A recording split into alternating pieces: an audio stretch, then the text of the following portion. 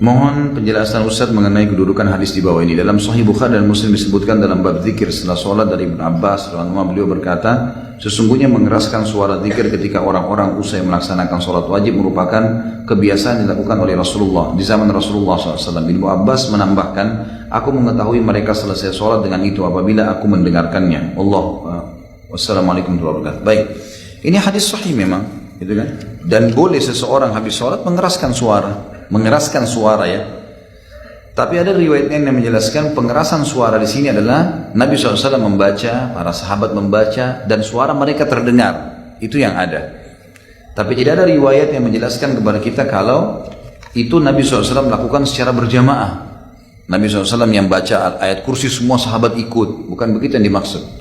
Karena riwayat yang kedua, ada riwayat yang lain menjelaskan, selain riwayat Ibnu Abbas ini, kalau Nabi SAW membaca dan sahabat membaca. Misal di sini baca ayat kursi, di sana baca Al-Ikhlas, sana baca Subhanallah 33, bebas. Tidak terikat dengan satu panduan. Itu yang ada, Allahu a'lam. Tentu sekali lagi ini bukan menyalahkan ya. Kalau ada teman-teman di sini, saya akan selalu mengingatkan dalam pengajian sekarang, karena ini sudah banyak orang yang mau menyebarin fitnah ke sana sini.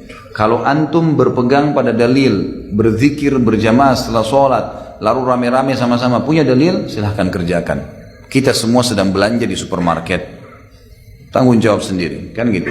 Kalau antum anggap itu benar, silahkan jalankan, jangan dianggap menyalahkan. Saya berbicara sebatas apa yang saya ketahui, dan ini niatnya hanya kehati-hatian, kehati-hatian supaya jangan sampai keliru. Apakah boleh orang berzikir dengan berjamaah? Nggak ada contoh. Zikir dengan berjamaah bersama-sama nggak ada contoh dari Nabi. Nabi nggak pernah melakukan seumur hidupnya.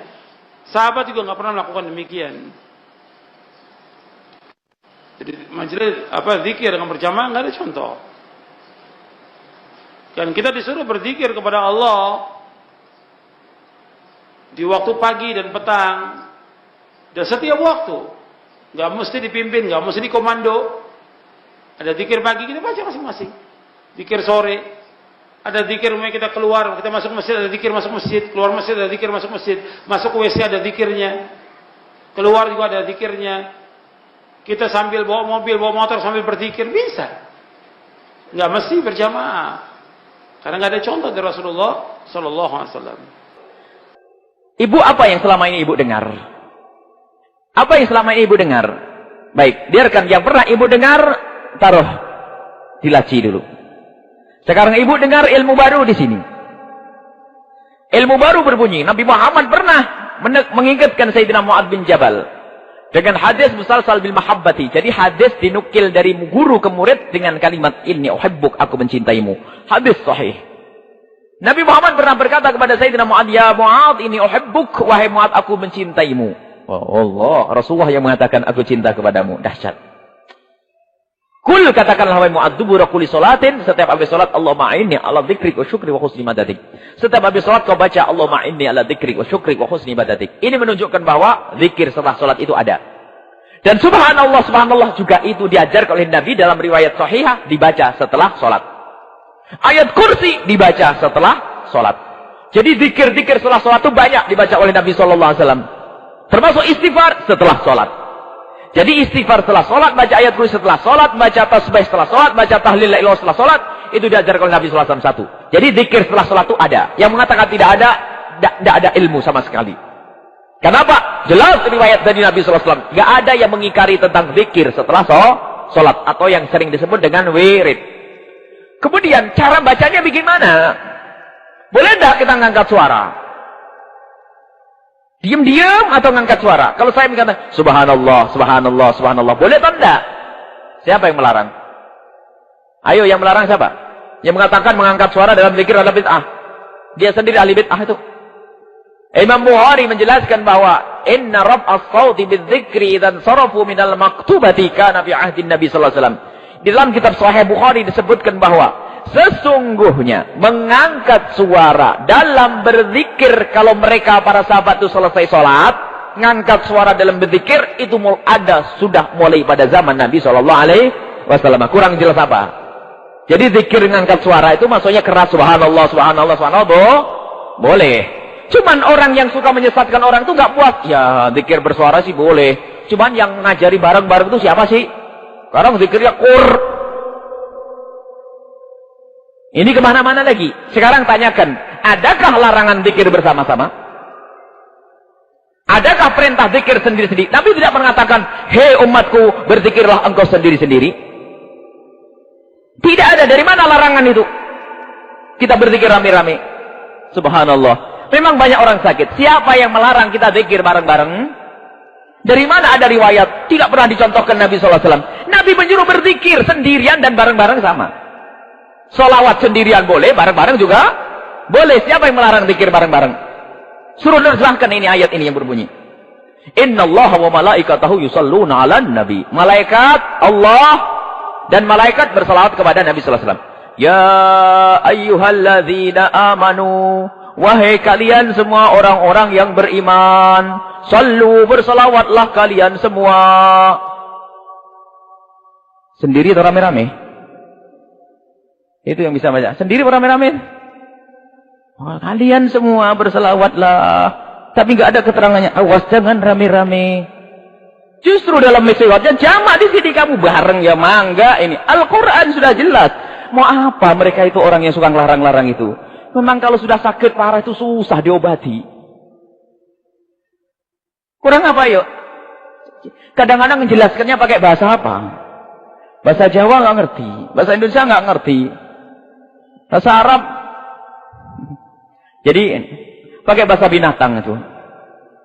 Bahasa kerbau, bahasa binatang, cambuk baru ngerti nanti. Kenapa? Ngerusak orang. Sehingga ada orang tuh sampai sebuah masjid tuh zikir tuh lah noleh kiri kanan. Ada ini enggak? Kalau orangnya enggak ada langsung subhanallah, subhanallah. Jadi takut berzikir enggak? Jangan takut zikir. Biarpun di Mekah sana subhanallah, subhanallah, subhanallah. Ya ada orang marah. Yang marah orang sakit. Yang waras ngalah. Sudah selesai. Mau apa? Karena ini betul-betul bikin rusak umat betul. Biasa zikir. Afdhalu dzikri fa'lamu annahu la ilaha illallah. Kemudian faedahnya lagi kalau zikir dipimpin oleh seorang imam, itu bagi yang tidak hafal bisa ikut-ikutan. Dan ini wah faedahnya, yang ngantuk jadi melek, yang pengen buru-buru jadi nggak enak. Faedahnya banyak, mau dilarang. Yang mau pergi boleh, namanya sunnah kok ya. Baik, itu saja ibu ya. Jadi ilmu yang kemarin taruh di laci itu ya. Sekarang pakai ilmu baru, ibu zikir yang terang-terangan. Tidak usah ragu-ragu. Subhanallah, subhanallah, subhanallah. Saya bingung Ustaz. Baik, mari kita lihat. Ketika saya jadi imam sholat di kota Padang, saya sir zikirnya Ustaz. Namun ketika di kampung saya, zikir dengan jahar Ustaz. Ketika saya bertanya sama Ustaz, zikir jahar dilarang oleh Allah. Apa yang harus saya lakukan? Bagaimana bisa dilarang? Oh, hadisnya sahih dari Ibnu Abbas radhiyallahu taala anhu. Ibnu Abbas berkata, "Kunna la na'rifu inqida' as-shalah illa bi sawti takbir." Kami tidak mendengar suara-suara itu pasca salat, kapan berakhir salat kecuali zikir-zikir yang orang setelah salat. Takbirnya kedengaran. Allahu akbar, Allahu akbar, Allahu akbar. Dari subhanallah, hadis Muslim nomor hadis 571. Setelah selesai subhanallah, hamdalillah, Allahu akbar. Ini kedengaran Allahu akbar, Allahu akbar. Oh, udah selesai nih. Udah selesai nih. Ya.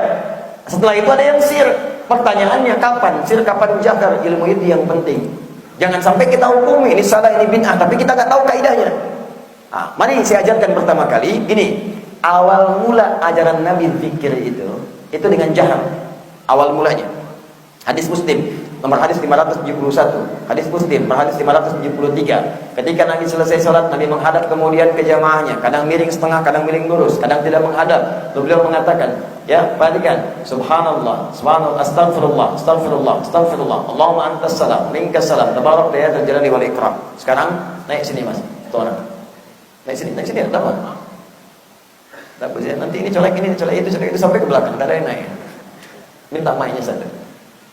Minta mic. Ini bisa kan? Jazakallah khair. Salim aja. Pegang nih. Sini ya, ini. Ada sini, dekat sini. Cek. Sampaikan ya. Saya ulang. Ya, sampaikan ya. Sekarang ya. walhamdulillah wa la ilaha illallah wallahu akbar. Ya. Subhanallah walhamdulillah wa la ilaha illallah. Allahu akbar. Kedengaran? Ibu dan bapak. Bayangkan kalau pertama kali Nabi selesai sholat, kalimatnya begini.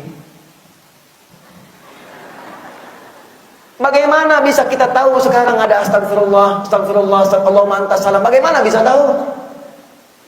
Kenapa itu kedengaran oleh sahabat? Karena Nabi bimbing dengan keras awalnya. Astagfirullah, astagfirullah, astagfirullah, Allahumma antas salam, minkas salam, tabarakta ya dzal jalali wal ikram, la ilaha illallah wahdahu la syarika lah, lahul mulku wa lahul hamdu wa huwa ala kulli syai'in qadir. Bahkan ada yang setelah itu mengatakan hamdan katsiran thayyiban mubarakan fi, kedengaran oleh Nabi. Bahkan ada yang mengatakan Allahumma ya Allah innaka antal ahad as-samad alladzi lam yalid wa lam yulad wa lam yakul lahu kufuwan ahad, Allahumma ighfirli, kedengaran oleh Nabi. Sampai apa respon Nabi? Nabi tidak pernah mengatakan bid'ah.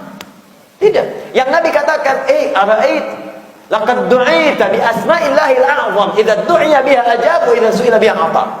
Kata Nabi, tahu dari mana bahasa itu? Cara begitu, engkau baru meminta kepada Allah dengan namanya yang paling agung. Jika diminta dikabulkan, jika dimohonkan langsung diberikan. Tapi setelah itu, setelah paham dibimbing, paham astagfirullah, paham Allahumma antas salam, paham kemudian dengan kalimat thayyibah, paham dengan doa, masing-masing berdoa. Karena doa itu biasanya hajat masing-masing. Maka berdoa dengan sir, minta. Ada orang minta keras, ya Allah, ya Allah, ya Allah, turun ayat, engkau berdoa kepada Tuhan yang bukan tuli. Minta aja dengan baik, turun Quran surah ke-7 ayat 205. Wadhkur rabbaka fi nafsika tadarruan wa khifatan wa dunal jahri minal qaul. Kalau mau minta sama Tuhan, minta yang khusyuk, enggak perlu kencang-kencang begitu. Kencang itu tak beraturan, minta mengganggu pada yang lain. Turun ayat tadi, minta dengan khusyuk, engkau lirih pun dikabulkan. Engkau minta pada Tuhan yang pendengar, as-sami', bukan Tuhan yang tuli. Jadi yang dimaksud ajaran tadi jahar itu bimbingan kepada orang-orang yang baru mengenal zikir, atau orang-orang yang baru belajar, atau yang dibimbing. Silakan bimbing.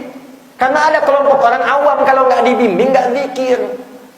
Pergilah ke kampung-kampung, datang ke daerah-daerah Jawa, sebagian kampung kalau nggak dibimbing itu pergi semua. Nggak berpikir, maka dibimbinglah di situ. Kalau sudah advance dan naik, sudah kelas, sudah paham, cukup sir saja. Silakan sir masing-masing. Paham ya? Assalamualaikum warahmatullahi wabarakatuh. Assalamualaikum warahmatullahi wabarakatuh. Astagfirullah. Oh, advance.